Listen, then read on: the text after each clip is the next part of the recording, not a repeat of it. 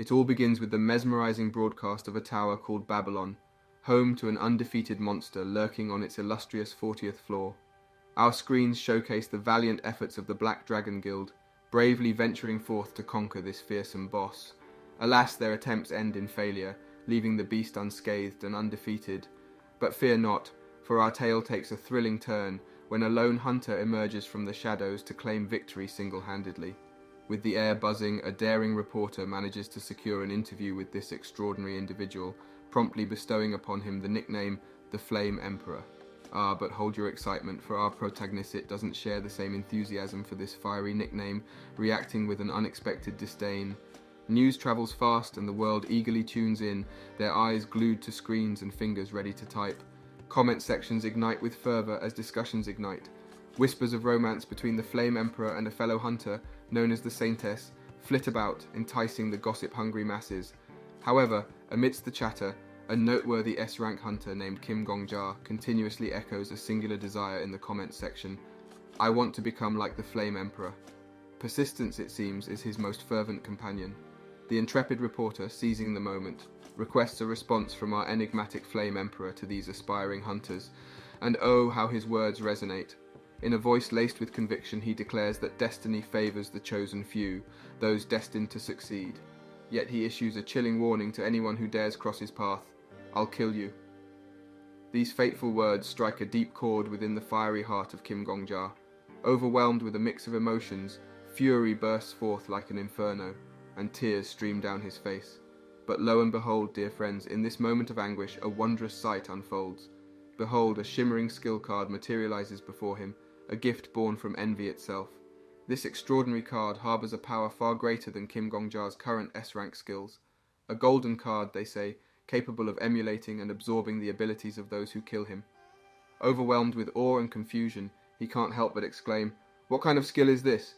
Before we continue, take a moment to answer the question of the day. What is the best skill to have in manhwa? Comment down below for a chance to be shouted out. Now back to the recap. In a world where the impossible becomes reality, a colossal tower emerges, capturing the attention of people worldwide. Its imposing presence looms on the horizon, a mysterious beacon drawing both awe and curiosity. As whispers spread, tales of the tower's different floors housing creatures from another realm captivate the imaginations of adventurers. The lucky few who ventured inside when the tower first appeared were chosen by its enigmatic powers, bestowed with incredible abilities. But as time passed, others joined the hunt for the monstrous inhabitants, driven solely by the desire to prove their prowess. Enter Kim Gong-ja, a hapless soul burdened by the haunting words of the Flame Emperor. Seeking solace from his troubles, he finds himself in a lively bar, hoping to drown his worries in a sea of distractions. However, the bar's television blares with news about the infamous Flame Emperor and his unparalleled skill. Gong-ja, feeling disconnected from the hype, turns to the bar manager with a plea. "Can we watch something else, please?" Venting his frustration, he bemoans his newly acquired abilities, considering them utterly useless. An unexpected wave of nausea overcomes him, prompting the bar manager to hurriedly usher him outside for some fresh air. Alone in the street, Gong-ja's mind races with swirling thoughts until his attention is seized by a heated argument. Peering around the corner, he catches sight of none other than the Flame Emperor and his alleged girlfriend, the beautiful Miss Saintess. Intrigued, Gong-ja eavesdrops, his curiosity outweighing any sense of self-preservation. The Flame Emperor reveals a shocking revelation. He accuses Miss Saintess of attempting to poison him, claiming to hold the antidote as leverage. Determined to unearth the truth, he demands her confession, suspecting the involvement of the notorious Black Dragon. Yet, Miss Saintess remains silent, prompting the Flame Emperor to deliver a fiery punishment. Witnessing the scene unfold, Gong-ja can no longer contain himself. Bursting forth from his hiding spot, he thinks, "Murderer! Psychopath!" Fear takes hold, propelling him to flee, but his escape is short-lived. The Flame Emperor, aware of Gong-ja's presence, seizes him, realizing the danger posed by a witness. Trapped and helpless, Gong-ja meets his untimely demise at the hands of the fearsome Flame Emperor. Yet, as his consciousness fades away, a glimmer of hope appears in a strange realm. A command beckons, asking him to choose a skill card, promising him a second chance. With uncertainty weighing heavy, Gong-ja selects a card, and to his astonishment, the skill of the Flame Emperor materializes before his eyes. Suddenly, he awakens in his humble room, greeted by the same news of the Black Dragon Guild's failure from the day earlier. Our hero, Kim Gong-ja, finds himself in a mind-boggling situation. Just moments ago, he was slain by the fearsome Flame Emperor. But hold your horses. Instead of moving on to the great beyond, Gong-ja discovers a nifty trick up his sleeve. He checks his trusty skill card, and lo and behold, he's been sent back a whole 24 hours before his untimely demise. Talk about a second chance. But here's the kicker. Gong-ja realizes that he actually acquired this amazing skill from none other than the Flame Emperor himself. It turns out that the Flame Emperor had faced his demise due to a nefarious poison, but managed to turn back time just like Gong-ja did. That explains how the Flame Emperor knew all about the moves of the enigmatic Miss Saintess. The plot thickens. As Gong-ja ponders the implications of this newfound revelation, a fiery commotion catches his attention outside. Curiosity piqued, he ventures forth to witness a spectacle like no other. People are frantically gathered, and various members of different guilds are desperately trying to extinguish the flames engulfing the surroundings. Little do they know, Gong-ja uncovers the truth. The Flame Emperor is the one who started the inferno to cover his tracks. Sneaky, huh? And just like that, the Flame Emperor struts onto the scene, his ego inflating faster than the flames around him. He shamelessly demands rewards for putting an end to the blaze he ignited. Well, Gong-ja has had enough of this villainous showboating. Filled with determination, he decides to take matters into his own hands and put an end to the Flame Emperor once and for all. Without hesitation, Gong-ja immerses himself in the scorching fire, sacrificing his life to turn back time another 24 hours. But here's the mind-bending twist. No matter how many times Gong-ja attempts to eliminate the Flame Emperor, it seems that they're locked in an eternal loop. Both of them possess the same time-traveling skill, ensuring that they'll always return to the same point in time. As the gears in Gong-ja's mind start to click, he unravels the mystery of the Flame Emperor's origins. It dawns on him that the Flame Emperor's first awakening occurred precisely 11 years ago, on a fateful June 7th. This revelation leads Gong-ja to a startling realization. The Flame Emperor can only meet his permanent demise if he goes back a whopping 4,045 days ago. With determination burning in his eyes, Gong-ja concocts a plan that defies logic. He decides to take matters into his own hands once again, but this time, in the most unconventional way imaginable. Armed with a blade, he begins stabbing himself repeatedly, embracing a cycle of life and death. Each time he awakens, he finds himself one day prior to his previous demise. After dying multiple times, yes, Gong-ja has some serious dedication, he becomes well acquainted with the Emperor's daily routines. Armed with this invaluable knowledge, Gong-ja is ready to execute his plan and bring justice to the land. He begins tracking the now F-class Flame Emperor throughout his day. In a stroke of genius, Gong-ja disguises himself as a desperate soul in need of urgent help. He approaches the Flame Emperor, seemingly appearing out of thin air, claiming to have been attacked by wolves. Talk about an unexpected twist. To sweeten the deal, Gong-ja offers a tempting sum of 20 gold to buy his portion. However, the Flame Emperor, despite lamenting his ruined hunt, greedily desires the cheap price for the portion. This is where things take an unexpected turn. Enter Yu Suha, driven by his own avarice, who takes advantage of Gong-ja's vulnerability and extorts him, snatching away all the hard-earned money. Yu Suha's actions do not go unnoticed, and Gong-ja decides that enough is enough. In a move that catches Yu Suha completely off guard, Gong-ja rises from the shadows, swiftly stabbing him. The shocked Flame Emperor meets his demise, while Gong-ja avenges his betrayal. As a final twist, Gong-ja feeds Yu Suha's lifeless body to the wolves, leaving no trace of his enemy behind. But the story doesn't end there. Gong-ja, ever the resourceful one, changes his blood-soaked clothes to a fresh set he had cleverly hidden away. With his mission accomplished, he sets off to transfer to Floor 1 City, ready to face new challenges. As Gong-ja ventures forth, he encounters a group of clueless vigilante corps who seem to be unaware of the recent events. The news also remains oblivious to Yu Suha's demise. Filled with relief and elation, Gong-ja celebrates his victory by indulging in some reckless beer drinking. After all, who wouldn't after successfully vanquishing the terrible legend of the Flame Emperor? Just when Gong-ja thought things were settling down, an old man enters the scene, requesting an unusual concoction of vodka and sugar in warm milk. Gong-ja's suspicious gaze falls upon him. In a world where hunters reign supreme, there stands an old man who holds the coveted rank of number 1. Gong-ja, an aspiring hunter, marvels at the sheer skill and prowess possessed by this legendary figure. Known as the Sword St. Marcus Calambury, the old man captivates the crowd in a local bar with his reputation. Curiosity takes hold of Gongjia as he receives anonymous messages on his phone, all concerning the Sword Saint. The messages warn him about a forbidden word that must never be uttered in the presence of the legendary hunter.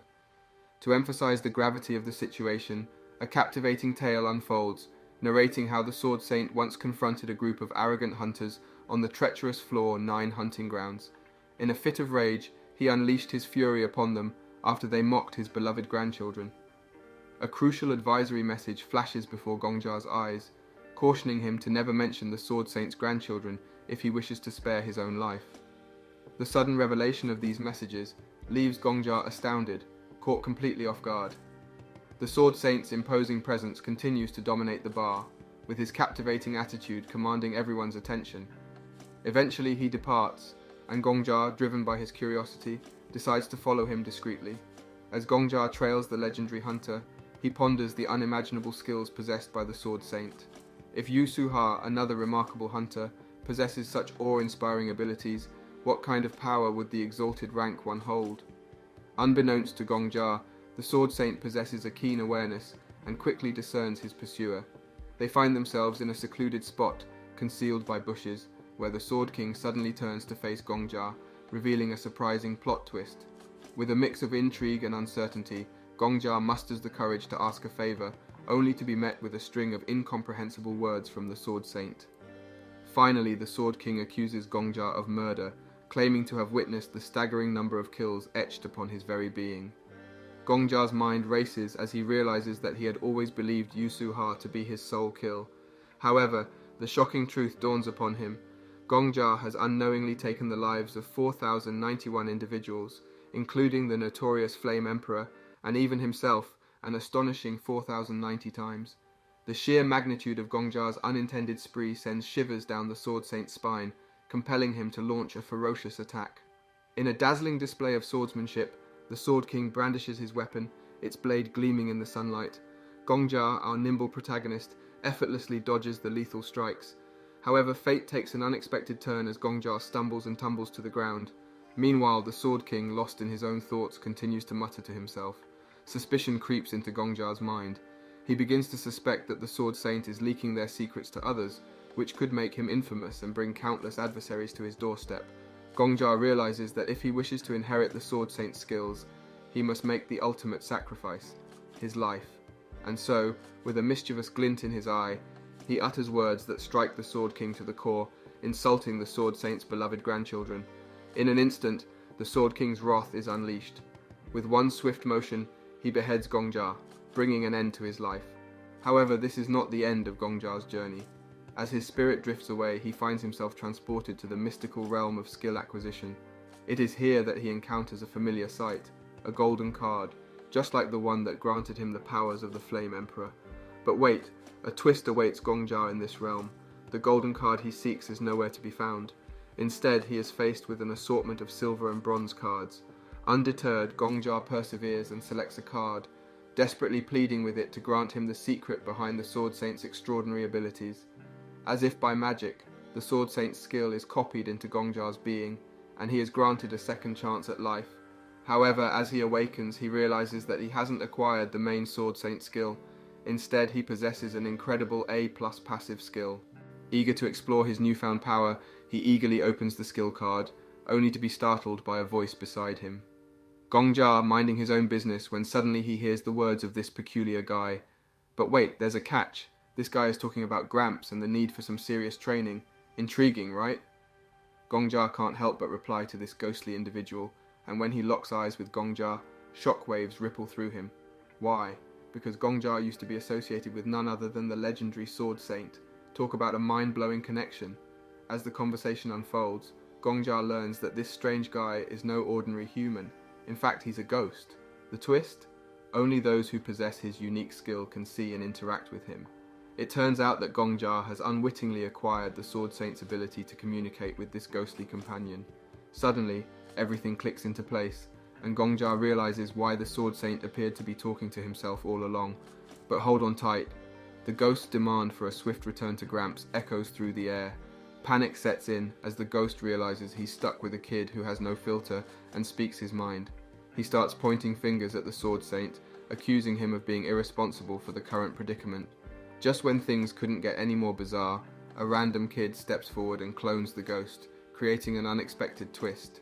Now Gongjia finds himself caught up in a conversation with two versions of this ghostly companion. Whew! As the dialogue continues, Gongjia reveals the mind-blowing truth to the skeptical ghost. He recounts the kill count etched on the Sword Saint's head and his own ambition to face the Sword Saint in combat, hoping to inherit his powers and become the ultimate hunter. The ghost's disbelief is palpable, questioning how an amateur like Gongjia could amass such a staggering number of kills. However, Gongjia fearlessly explains his journey, from earning those kills to arriving in the present era, and his unwavering determination to face the Sword Saint head-on. Talk about determination and guts. Amidst the conversation, the ghost's curiosity piques, and he requests to witness Gongjia's monster hunting skills firsthand. The duo embarks on an adventure to the hunting grounds where Gongjia unleashes his deadly prowess on the unsuspecting monsters. But here's the kicker. Gongjia's remarkable talent doesn't lie in his hunting abilities. It's his unyielding, no-fear attitude toward death that makes him truly exceptional. The ghost, impressed by Gongjia's audacity, reveals that the Sword Saint also has a different version of himself by his side, igniting a fiery competition between Gongjia and the legendary hunter. With newfound admiration, the ghost pledges to help Gongjia surpass all others and seize control of the tower. The ghost bursts into Gongjia's room, shouting at him to wake up and start the day. Gongjia, half asleep, pleads for just 5 more minutes, but the ghost won't have it and insists that he rise from his cozy bed. Reluctantly, Gongjia finally stumbles to his feet, only to realize that it's a painfully early 4 a.m. in the morning. Cue the disappointment. A hilarious quarrel ensues between Gongjia and the ghost, who dubs him Zombie Kim, since Gongjia just won't die, metaphorically speaking.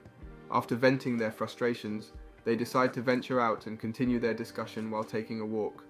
As they stroll along, the ghost can't help but criticize Gongjia, pointing out his apparent lack of talent. To illustrate his point, the ghost dramatically mimics Gongjia's gestures, much to their amusement. Despite the teasing, they continue their friendly banter. Soon enough, they arrive at the United Merchants, the monopoly of the tower's economy, owned by the renowned rank 3 hunter, Countess. Countess has an impressive cheat skill that enables users to trade with the outside world. Gongjia approaches the attendant, who happens to be sporting a quirky cat ear cap. He confidently requests his lottery winnings, causing the attendant's eyes to widen in shock when he sees the staggering amount of 53,000G on Gongjia's identification slip. Unable to contain his excitement, the attendant rushes to call the manager. The manager promptly arrives, guiding Gongjia to the upper floor. Once there, Gongjia is presented with a jaw-dropping sight, his 53,000 gold, glimmering and tempting.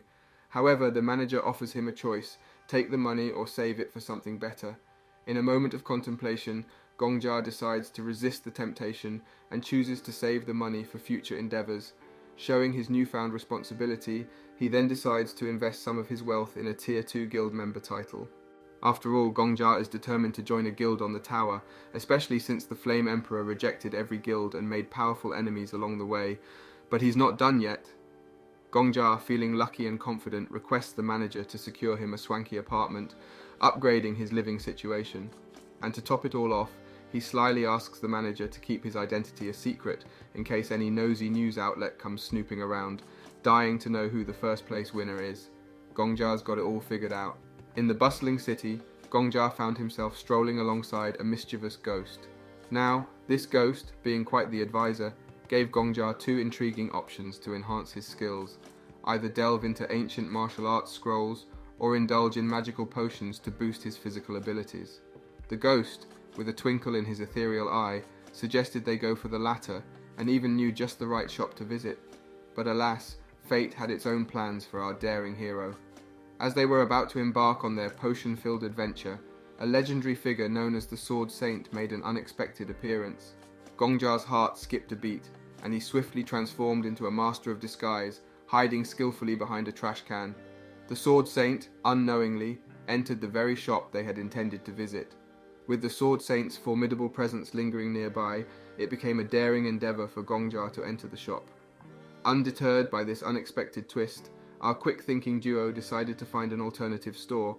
Off they went, wandering through the vibrant yet rugged slums of the city. As Gongjia and the ghost traversed the busy streets, People couldn't help but notice Gongja seemingly engaged in animated conversations with himself. His antics sparked whispers among the curious onlookers, who couldn't help but wonder if he was a bit touched in the head. Little did they know, Gongja was simply conversing with his spectral companion. Finally, after a series of adventures through the lively slums, they arrived at another shop. Much to their dismay, they discovered a distressing scene unfolding before their eyes.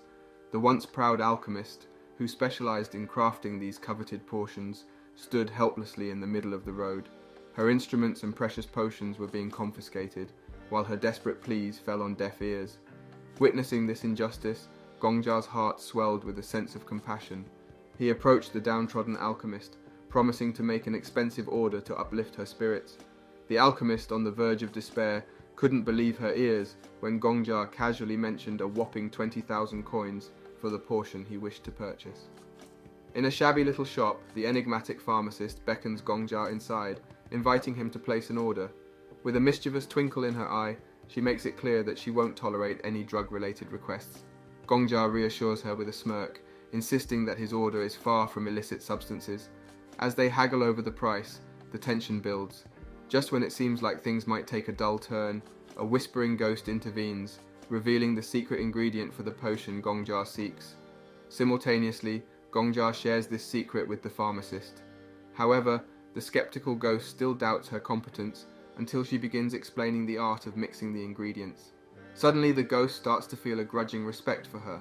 Leaving the shop with their newfound admiration for the pharmacist, Gongja and the ghost engage in a lively conversation about her impressive expertise. But then, like a waterfall of surprise, Gongja spills the beans. His true motive for seeking her out was her future rise to power as the head honcho of the alchemy castle a whole decade from now. Time flies, and after 4 suspenseful days, the pharmacist arrives at Gongja's doorstep, delivering the potion he ordered. In a moment of curiosity, she can't help but inquire why Gongja continues to patronize her, despite her diminished status and tarnished reputation. With a mischievous grin, Gongja lets his thoughts wander, contemplating the pharmacist's clever ways of defying the despised Flame Emperor. He finally responds, declaring that he supports her because she is genuinely kind and deserving of success. With her parting words, the pharmacist assures Gongja that if he ever needs anything else, he need only call, promising to prioritize his requests. And so she leaves, her presence lingering like an intriguing question in the air. Eager to test the potion's effects, Gongja and the ghost venture to the 3rd floor hunting ground of the tower. Without hesitation, Gongja raises the mysterious elixir to his lips and takes a sip. Suddenly his body convulses with strange reactions and the ghost springs into action, teaching him how to master the elixir's powers within him. As they exchange words, the air thickens with tension, and monsters emerge from the shadows. With urgency in its voice, the ghost commands Gongja to flee. Gongja bravely faces off against the fearsome monster orc, armed with nothing but determination and a mysterious ghost by his side. Gongja leaps into action, ready to take on the monstrous challenge. Now here's the twist. Gongja has no clue how to defeat the orc, but that doesn't stop him from dashing around, eagerly listening to every instruction from his spectral companion. It's like a wild dance of guidance and agility as he gathers aura energy at his feet, granting him the power of super high jumps. Whoosh! With his newfound jump strength, Gongja takes a daring leap towards the monster, landing right on its chest. But plot twist. The orc's skin is tougher than a dragon's scales, and Gongja's blade can't penetrate it. It's like trying to cut through solid rock with a butter knife. Fear not, for our trusty ghost friend comes to the rescue with a brilliant suggestion. Gathering aura on the tip of his blade, Gongja channels his inner warrior and follows the ghost's advice. With a mighty strike, he finally manages to slay the relentless beast. Victory is within his grasp. But wait, there's a catch. Gongja's excitement got the better of him, and he forgot an important step: meditation to control the aura. As a consequence, he's left feeling as weak as a newborn kitten after the adrenaline rush. It's like he just completed a marathon while wearing a suit of heavy armor. In a cruel twist of fate, another orc monster seizes the opportunity and strikes Gongja down. Ouch! It's game over for our hero. Or is it? As always, Gongja returns to the realm, accompanied by his faithful ghost companion. They have a heart-to-heart, and Gongja reveals his incredible secret. Every time he dies, he gets to copy the skills of his killer. But here's where things get really mind-blowing. As they delve deeper, they discover that the monster orc also possesses some seriously impressive skills. Gongja stood before a collection of mysterious skill cards, contemplating which one held the key to his success. As he pondered, his spectral companion, the mischievous ghost, floated nearby. Unlike Gongja, the ghost possessed the supernatural ability to see the skills inscribed on each card. A mischievous grin spread across Gongja's face as he turned to the ghost and eagerly requested his assistance in deciphering the hidden talents. With a playful twinkle in his incorporeal eyes, the ghost gladly obliged, unraveling the secrets of the skill cards one by one. Gongja listened intently, absorbing each description with growing excitement. Finally, his decision was made. He reached out and snatched the orc wrapping skill card, a cunning ability capable of tricking even the most formidable orc monster into a vulnerable state. In a twist of fate, Gongja suddenly found himself transported back to his humble abode, precisely 24 hours before his previous venture. Undeterred by the temporal reset, he resolved to return to the hunting ground and put his newfound skill to the test. Gongja seized the opportunity to seize his destiny, leaving the ghost filled with equal parts anticipation and concern. However, much to the ghost's dismay, Gongja seemed intent on pursuing his own unorthodox path. Rejecting the ghost's proposal to train in mastering the enigmatic aura for 6 long months, Gongja brushed aside the offer and headed straight for the treacherous 3rd floor, brimming with fearsome monster orcs. The ghost's ethereal brow furrowed in worry, uncertain of Gongja's audacious decision. With a bold flourish, Gongja unleashed the power of the orc language skill, weaving an intricate web of deception that entrapped the unsuspecting monster orc. As the creature stumbled into a vulnerable state, Gongja struck with unwavering precision, delivering a decisive blow. The ghost, despite grumbling about the use of such trickery, couldn't deny the exhilaration that surged through Gongja's triumphant act. United by their shared purpose, Gongja and the ghost prepared to ascend to the formidable 4th floor, bracing themselves for greater challenges ahead. Just a week later, our fearless hero Gongja reaches the magnificent 5th floor, ready to face his next formidable foe. With a swift and masterful strike, Gongja unleashes his Goblin Cry skill, instantly obliterating the mighty Goblin King. It's clear that this is the toughest adversary Gongja has conquered so far, marking a significant milestone in his journey. As a reward for his victory, Gongja is not only showered with experience points, but also achieves a remarkable level up. With this newfound power, his skill slot expands, catapulting him into the coveted E-rank hunter status. The ghost, a wise and enigmatic presence, seizes the opportunity to share his knowledge about the aura that Gongja will possess, based on the effects that accompany his level-ups. Gongja, fueled by an insatiable thirst for challenges, sets his sights on the ultimate goal of conquering the notorious 10th floor. With unwavering determination, he makes a daring bet with the ghost.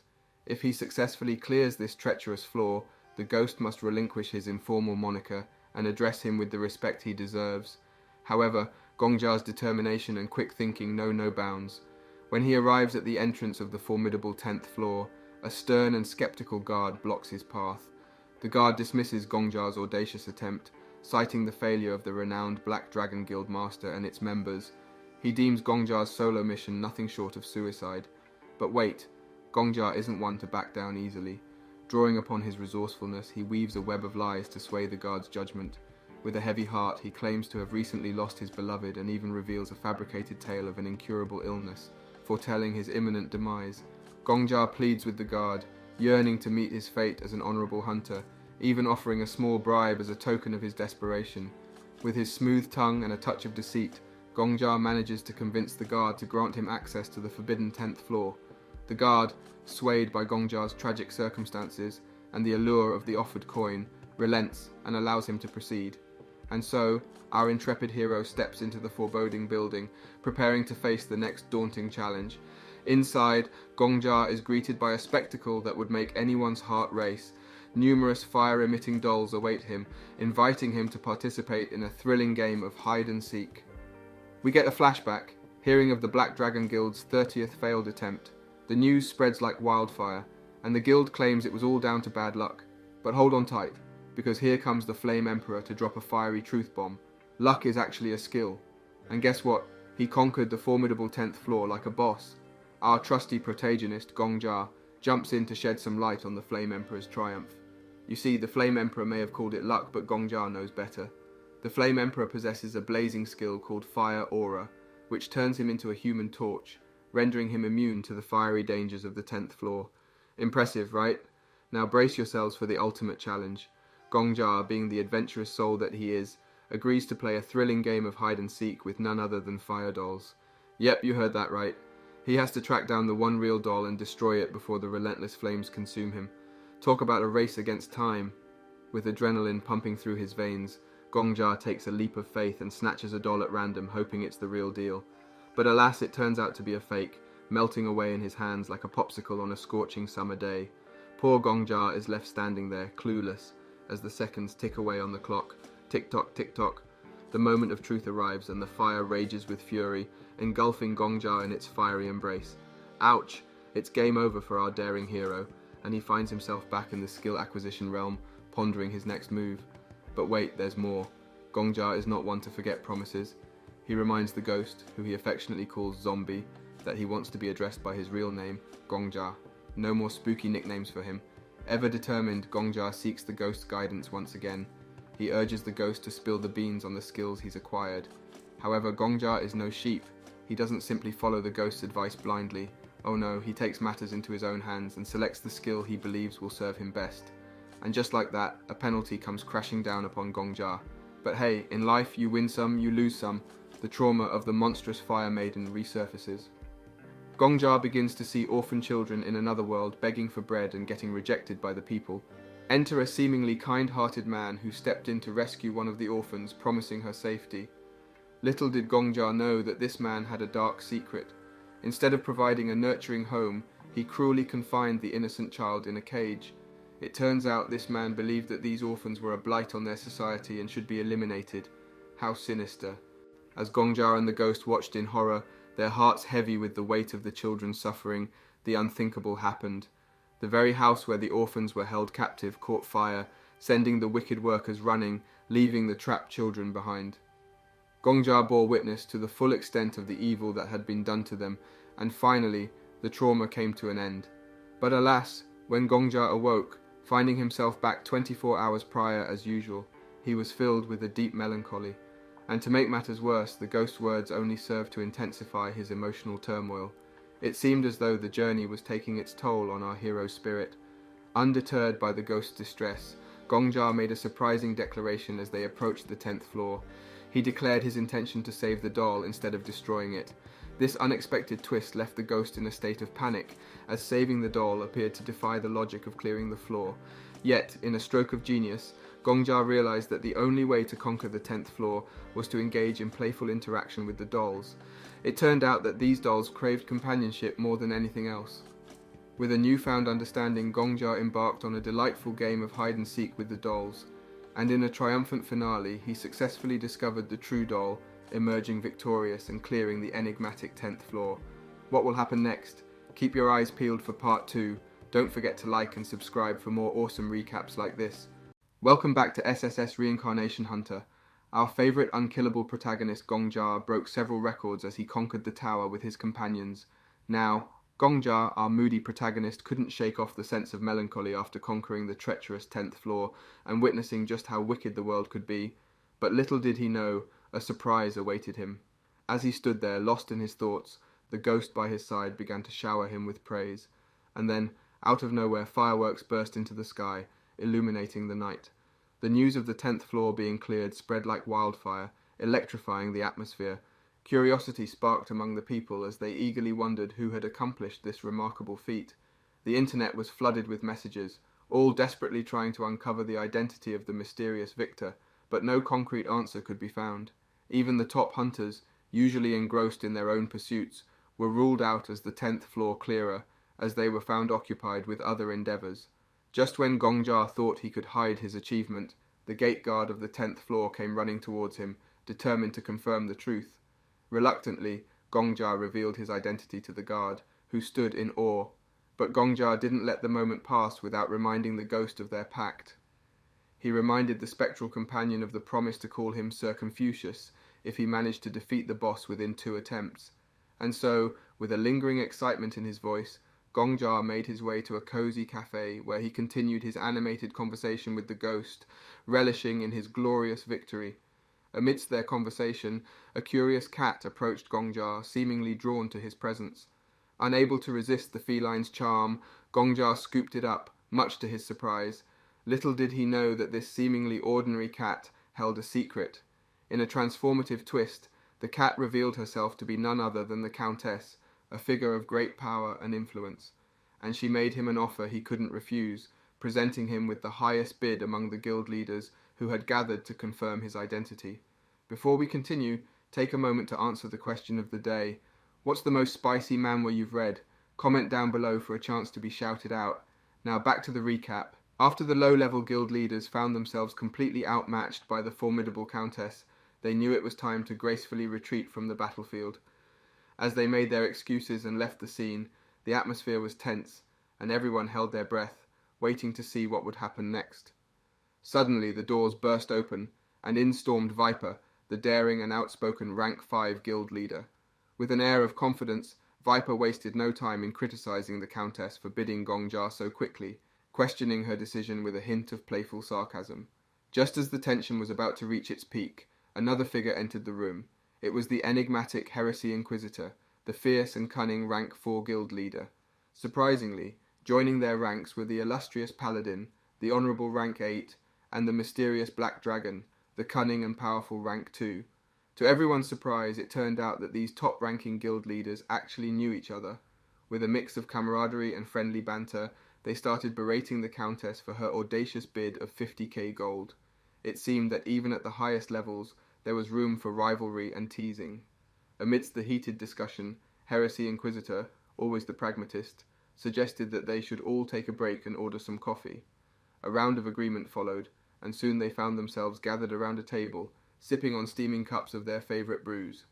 As the caffeine worked its magic, the conversation took a more relaxed turn. They began discussing the incredible skill of Gongja, who had managed to solo clear the treacherous 10th floor. The guild leaders couldn't help but express their admiration for such an accomplishment. Then, unexpectedly, Black Dragon turned to Gongja and extended an invitation to join their guild. Black Dragon eloquently explained the importance of becoming part of a guild, emphasizing how it could bring hope to the outside world, revealing the tower's secrets and achievements. Black Dragon passionately argued that in order to make the tower an adventure once again, Gongja needed to be part of a guild. They stressed the significance of Gongja's identity being revealed to the outside world, as it could restore hope for the hunters on the first floor and create a sense of wonder throughout the entire world. Deep in thought, Gongja pondered their words, contemplating the path he should take. Finally, he came up with an ingenious idea. He proposed a card game, a battle of luck and strategy, to decide which guild he would join. The guild leaders, impressed by his fair-mindedness, readily accepted the challenge, eager to prove their worth. In a mischievous twist, Gongja secretly conspired with the ghost, his ally with special abilities. They hatched a plan to discreetly peep at the guild leaders' cards, giving Gongja an advantage in the game. The ghost discreetly spies on the top rankers, revealing their strategies to the cunning Gongja. Effortlessly, he outplays them in every round, leaving the competition stunned and their sanity hanging by a thread. The tension is palpable as they drop like flies, one after the other, unable to handle the sting of defeat. But wait, just when you thought things couldn't get more intense, enter Viper, the sore loser extraordinaire. Frustrated by his continuous losses, he huffs and puffs before storming off to meet the Heresy Inquisitor. Will he find solace or plunge deeper into the abyss of his own despair? Only time will tell. With the stage set, the final players remain Gongja, the enigmatic hero, and Black Dragon, the cunning adversary. Countess, the master of ceremonies, deals the cards, signalling the climax of this epic battle. As the final game reaches its climax, the stakes soar higher than ever.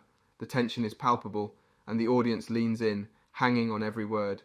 They discuss the tower, its mysteries, and their own burning desires to conquer it.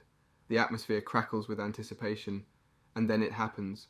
Gongja, fueled by his unwavering dedication, emerges triumphant. The cheers erupt as his long-cherished goal of not joining any guild is finally achieved. With a victorious smile, he concludes the meeting, vowing to excel and conquer the tower's treacherous floors without making enemies. In a stunning display of self-assurance, Gongja dares the world to unmask his identity if it brings about positive change. With his mission accomplished, he bids farewell to the cafe, leaving us all breathless. But wait, there's more. He cryptically hints that the 11th floor will soon open. The anticipation builds as a crowd of excited onlookers gathers, eagerly awaiting the grand opening of the mysterious 11th floor. Everyone can't help but buzz with curiosity, feeling utterly clueless about who managed to conquer the formidable 10th floor. Among the crowd we spot Kim Gong-ja, along with the elite rankers, adding to the excitement and intrigue. As the countdown reaches its climax, just when we're on the edge of our seats, the internet erupts with the revelation of Gong-ja's name. Suddenly a captivating hologram materializes above the crowd, capturing everyone's attention. It's time for the enigmatic 11th floor to unveil its secrets. In an astonishing display of agility, the awe-inspiring Sword Saint leaps to the top of the building, promptly becoming the first to transfer to the highly anticipated 11th floor. The atmosphere crackles with anticipation as other hunters swiftly follow suit, eager to embark on this exhilarating new adventure. But Gong-ja isn't one to be easily flustered. Summoning his courage, he manages to address the media, leaving them with an enigmatic yet motivational message. "Have a good one, everyone." With those words lingering in the air, Gong-ja takes the plunge and transfers to the mysterious 11th floor, leaving us all wondering what lies in store for him. Meanwhile, on the 11th floor, an epic clash unfolds between the mighty kingdom of Aegim and the menacing demon army. Our brave hunters find themselves thrust into the heart of the battlefield, caught in the midst of an extraordinary and monumental struggle. The hunters find themselves in the midst of chaos as they're suddenly teleported to the bustling port of the Aegim Empire. It's a scene straight out of a monster movie, with ferocious creatures raiding the city and leaving destruction in their wake. But fear not, because the courageous commander of the empire is standing tall, ready to defend his land. Our brave hunters, however, are a bit bewildered. They're not exactly sure why they've been brought here or what their purpose is on this battlefield. Just as they're trying to make sense of it all, the Aegim commander spots them and rushes over, desperately pleading for their assistance. He believes that their presence will bring blessings upon Aegim, and he's not one to turn down a little divine intervention. Suddenly, the monsters turn their attention towards our heroes, launching a full-on assault. Quick as lightning, Sword Saint decapitates one of the beasts, showcasing his impressive sword skills. Inspired by his bravery, the hunters join forces with Sword Saint, fighting side by side against the horde of monstrosities. Meanwhile, Gong-ja, our confident hunter, stands tall amidst the chaos, choosing not to engage in combat. As if the universe recognizes his courage, he starts receiving rewards from Floor 10 right then and there. Valuable skills begin materializing before him, gifts that will prove invaluable on the treacherous floors 11 to 20. One of the skills Gong-ja receives is the location skill, which allows him to navigate through the perilous floors with ease. But he doesn't stop there. Gong-ja's got big plans, and he decides to combine his newly acquired leadership skill with the location skill, concocting the ultimate power-up. There's just one problem. Gong-ja has never led an army before. Determined to fill this gap in his skill set, he seeks out the Aegim commander, hoping to acquire his leadership prowess. However, instead of approaching the honorable commander, he takes a mischievous detour and heads straight for NPC commander Sabas Aegim. Using his cunning and silver tongue, Gong-ja weaves a web of lies, manipulating the commander into a deadly scheme. He claims that if he dies, the god of war will bless the battlefield, unleashing untold power. At first the commander is hesitant, unwilling to harm a hunter from another world. But Gong-ja's persuasive words and his unwavering determination eventually break through, and the commander reluctantly agrees to the plan. With a heavy heart, the Aegim commander takes Gong-ja's life, unknowingly passing on his invaluable leadership skills. However, fate has a surprise in store for our fallen hero. Miraculously, Gong-ja finds himself transported back in time, 24 hours earlier, right before the battle began. Undeterred by his previous demise, he re-enters the battlefield with a renewed sense of purpose. Now, armed with a special sword and riding alongside the soldiers, Gong-ja is ready to face the challenges ahead. Gong-ja, the fearless warrior, emerges as the guiding light in the midst of the battlefield chaos. But here's the exciting twist. He's no ordinary soldier. Having experienced death and repeating the same day over and over, he's gained invaluable knowledge from each iteration. Now, armed with his newfound insights, he cleverly instructs the army commander on how to locate the demon army's cunning general. Peering at the map, Gong-ja plots their course like a master strategist. With a legendary holy sword bestowed upon the Aegim Empire's founder by a divine goddess, he steps onto the battleground. As Gong-ja brandishes the holy sword, a surge of excitement ripples through the ranks of soldiers. They recognize the emblem of protection and begin cheering in unison, their faith and trust in him unwavering. Empowered by the holy sword and armed with a special gift, the minimap, earned for clearing the treacherous 10th floor, Gong-ja leads his army with unyielding purpose. Meanwhile, other hunters observe in awe as Gongja rides alongside the commander, their curiosity piqued. They whisper amongst themselves, wondering why he alone holds such a prestigious position. Unbeknownst to them, Gongja listens to their chatter with the help of his unique aura ability, while his playful companion, the ghost, scolds him for exploiting his powers. Undeterred, Gongja steers the army valiantly throughout the battlefield, urging them to charge towards the enemy's main forces. As they carve their path toward the dreaded Demon King, their hearts filled with determination, they catch a glimpse of their formidable foe. With a fierce battle cry, they charge ahead, and Gongja leaps into the air, activating his mighty Goruk skill. In one swift motion he brings down the Demon King, securing their victory. Cheers erupt from the victorious soldiers as they celebrate their triumph, praising Gongja as the hero blessed by the goddess. Their voices blend into a resounding chant of "Long live the Empire," echoing across the battlefield. Meanwhile, the hunters band together to exterminate the remaining goblins, ensuring the 11th floor is fully cleared. As the dust settles, the raid participants eagerly anticipate their rankings and evaluations. The leaderboard illuminates, and to their amazement, Gongja claims the top spot. The hunters are astounded by his remarkable skills, unable to fathom how someone without an alias could achieve such heights.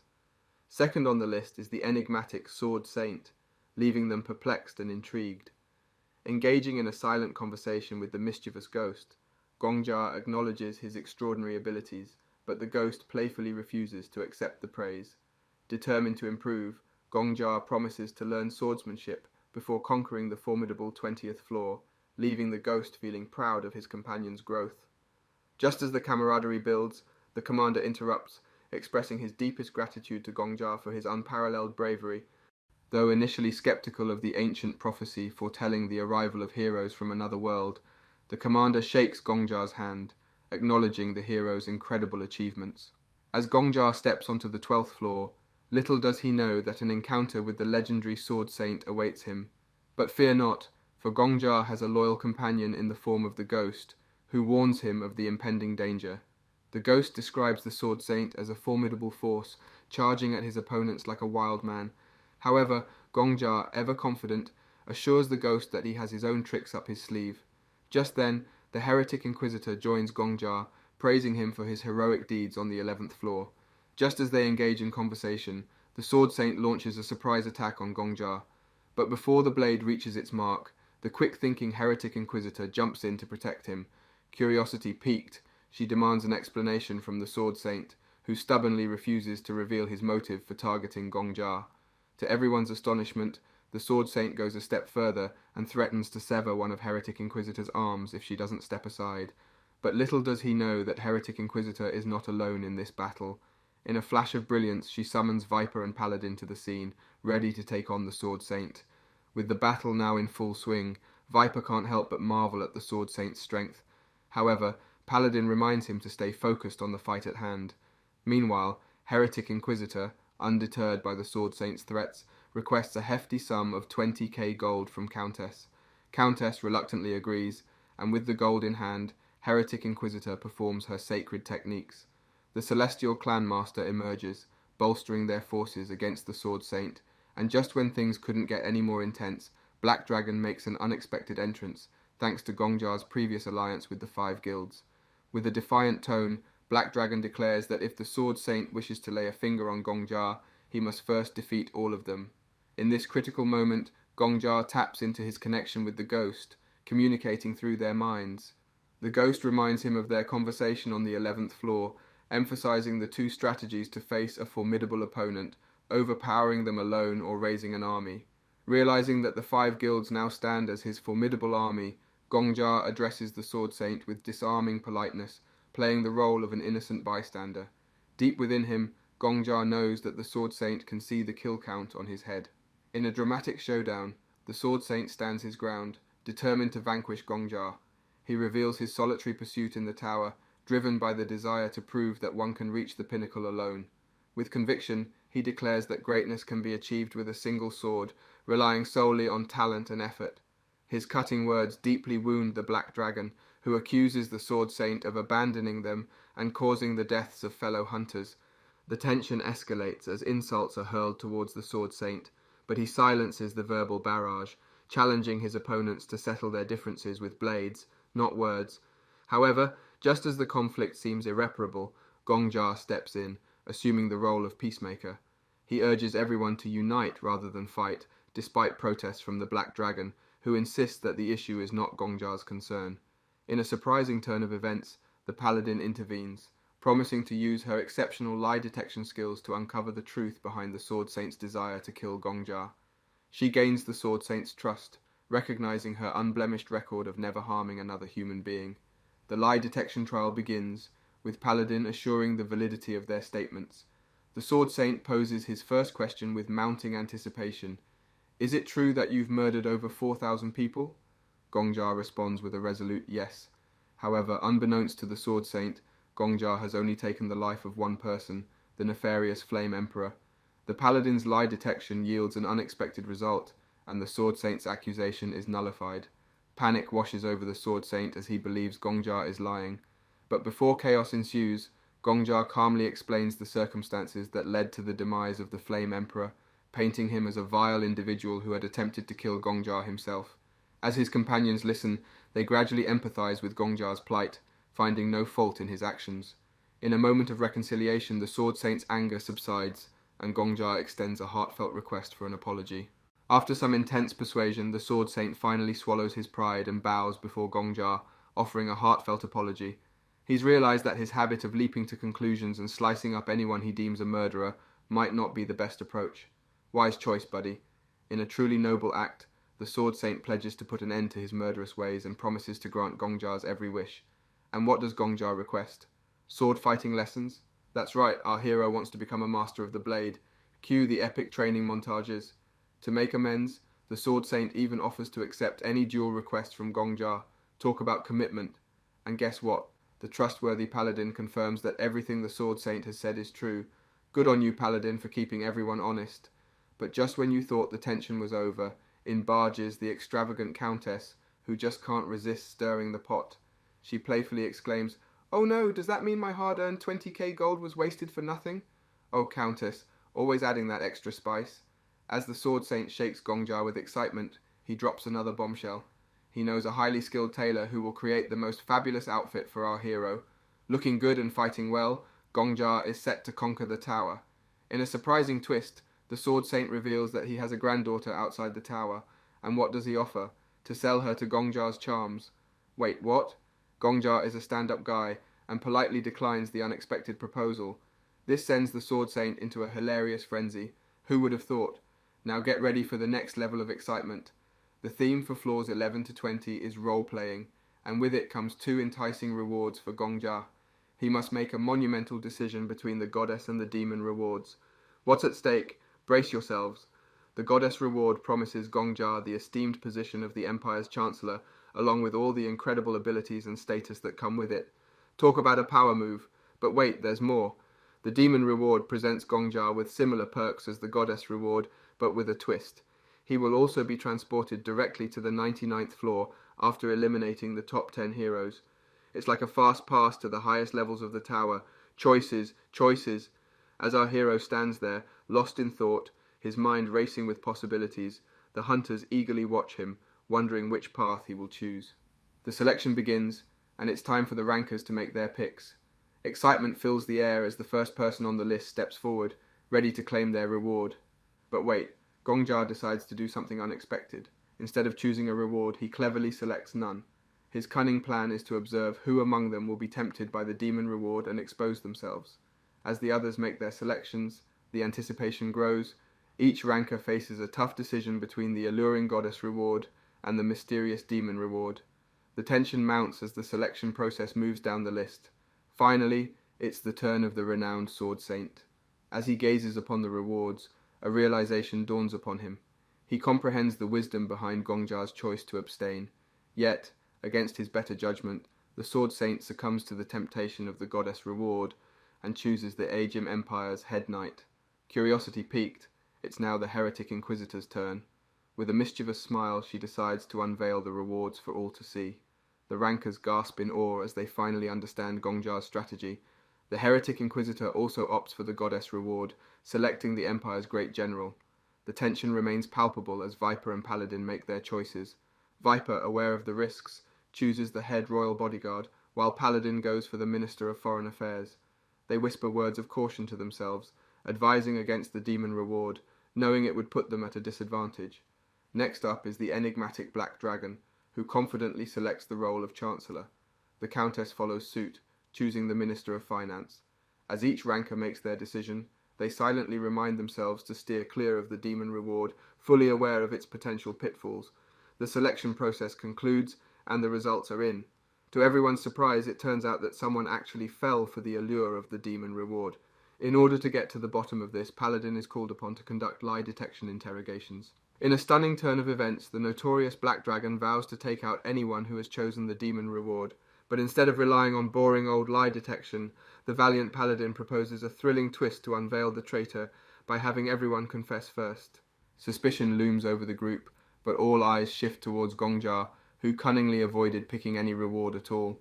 Surely he couldn't be the traitor, right? Even so, Paladin decides to interrogate him, and with a mischievous grin, Gongja denies any involvement. As tension builds and accusations fly, the guild members nervously reveal that they all opted for the goddess reward. Panic ensues as they realize the traitor might possess a skill to hide their deceit. But wait, Sword Saint bravely suggests that the traitor could actually be Paladin herself. Oh, the drama. Amidst the heated discussion, they reflect on the unbreakable bond that the top 5 guilds have fostered over the years. Surely no one would dare jeopardize it now. Once they establish the strength of their alliance, the unexpected happens. Heretic Inquisitor and Viper unleash their formidable skills, eliminating the 3 highest-ranking members. Shocked and enraged, Sword Saint charges at Heretic Inquisitor, slicing her hand. Viper steps in to defend his ally but finds himself outmatched. Desperate, Viper cries out for reinforcements, and the other guildmasters join the fray. Amidst the chaos, Paladin quickly assesses the situation. She urgently calls upon Gongja to intervene and stop the Sword Saint's rampage. Entrusting him with this pivotal task due to his neutral position, Gongja ponders his newfound authority and contemplates the person he has become. With heartfelt determination, Gongja pleads with the Sword Saint, revealing that they will meet his beloved granddaughter whenever she ascends the tower. Touched by his words, the Sword Saint halts the battle but warns them that they'll face his wrath once they uncover the traitor. For now, their focus must shift to finding the elusive betrayer. Gongja proposes a brilliant plan. If they destroy the Demon King's core, the reward will automatically vanish, rendering the traitor's actions meaningless. As Gongja takes charge and leads the way, things start to get intense. Out of nowhere, the menacing Demon King makes his grand appearance, sending shivers down the spines of the soldiers on floor 12. The rain that falls from the sky seems straight out of their worst nightmares. It's an all-out war, and the guild members are feeling the pressure, but this is no time to panic. Gongja stands tall, spotting the Demon King from a distance. With a sly grin, the Demon King taunts the guild members, mocking their audacity for summoning people from another world as mere shields. Yes, he's referring to the NPCs, the non-player characters who have been their companions in this virtual realm. The challenge ahead seems incredibly daunting, and the guild members start to lose their composure. But then, a glimmer of hope emerges. The guild members rally together and hatch a brilliant plan to halt the Demon King's rampage. They decide to fully embrace their roles, the ones bestowed upon them by the generous goddess. Gongja takes charge and assigns each member a vital task. Addressing Viper, the head royal bodyguard, Gongja commands him to lead the royal bodyguards, showcasing his skills and expertise. To Paladin, the Minister of Foreign Affairs, Gongja entrusts the crucial mission of finding the missing emperor, for leading the NPCs without their true leader won't be an easy feat. And to the Heretic Inquisitor, the great general, Gongja assigns the task of scaling the castle walls and comforting the disheartened soldiers who have been pushed to their limits. With their instructions in hand, the guild members embark on their respective missions, determined to give it their all. But just as Gongja thought the situation couldn't get any more unpredictable, the Black Dragon suddenly materializes beside him. Surprised, he asks her how she managed to appear so suddenly. Her answer? Teleportation skills. Impressed by her abilities, the mischievous ghost whispers in Gongja's ear, suggesting that he asks the Black Dragon to use her cool skill on him. Curiosity piqued, Gongja approaches the Black Dragon and requests to join her in teleporting. But alas, there's a catch. She reveals the restrictions tied to her teleportation skill. Undeterred, Gongja makes up his mind and agrees to teleport with her, ready to face whatever challenges lie ahead. In a blink of an eye, Gongja and the Black Dragon find themselves atop the towering castle walls. The sight is awe-inspiring, and the soldiers below look up with newfound hope. Motivated by Gongja's uplifting words, the Black Dragon raises his hands, grasping the legendary sword. In a thrilling turn of events, Gongja finds himself reenacting the very trauma that his killer once experienced. As the haunting memories consume him, the Demon King unleashes his power, casting a malevolent shadow over the land and drenching the armies in a relentless downpour of blood rain. Just when all hope seems lost, a miraculous intervention takes place. The holy sword in Gongja's possession radiates a brilliant light, piercing through the storm clouds and halting the gruesome rain. A collective sigh of relief echoes through the ranks of the armies as they recognize the divine intervention that has saved them from this grotesque ordeal. Grateful, they raise their voices in jubilant praise, hailing the goddess for her intervention. Amidst the celebration, the enigmatic Black Dragon steps forward, her voice commanding attention. She motivates the weary soldiers, employing her talent for oratory, honed through her Ukrainian heritage known for its powerful speeches. Gongja, captivated by her presence, engages in a conversation with her, pondering the most effective strategy to put an end to the Demon King's reign of terror. Gongja proposes a daring plan, requesting Black Dragon to teleport him directly to the heart of the enemy's lair, where he can confront the Demon King one-on-one. Though Black Dragon initially deems this idea as suicidal, Gongja's unwavering conviction convinces him that victory can be achieved through this risky move. Unbeknownst to them, the goddess's luminous intervention has begun to irk the Demon King, who retaliates with a blinding display of his own power, obliterating everything in his path. The royal chamber crumbles under the onslaught, claiming the life of one valiant hero. As the dust settles, Black Dragon, her sharp instincts at play, suspects that the fallen hero might be the Countess. While Gongja worries about the Countess's control over the tower and its connection to the outside world, Black Dragon urges him to remain focused on the immediate threat, the Demon King himself. With a swift teleportation, she transports Gongja to the front lines, where hordes of fearsome monsters await. To aid him in this crucial battle, the Ghost, a wise and otherworldly mentor, begins teaching Gongja the intricacies of combating these supernatural foes. Understanding the gravity of the situation, Gongja fortifies himself by consuming a potion, enhancing his strength for the impending showdown. Encouraged by the Ghost's guidance, Gongja embraces his destiny as a hero, prepared to face the Demon King and protect his people. Gongja fearlessly faces an army of goblins, strategically timing each move to perfection. With the guidance of the Ghost, he learns to fluidly sway his sword, effortlessly slaying one monster after another. The art of sword fighting captivates him, carrying him away into a realm of pure exhilaration. But wait, after just 10 seconds, Gongja encounters a colossal monster, yet he flawlessly slays it with finesse.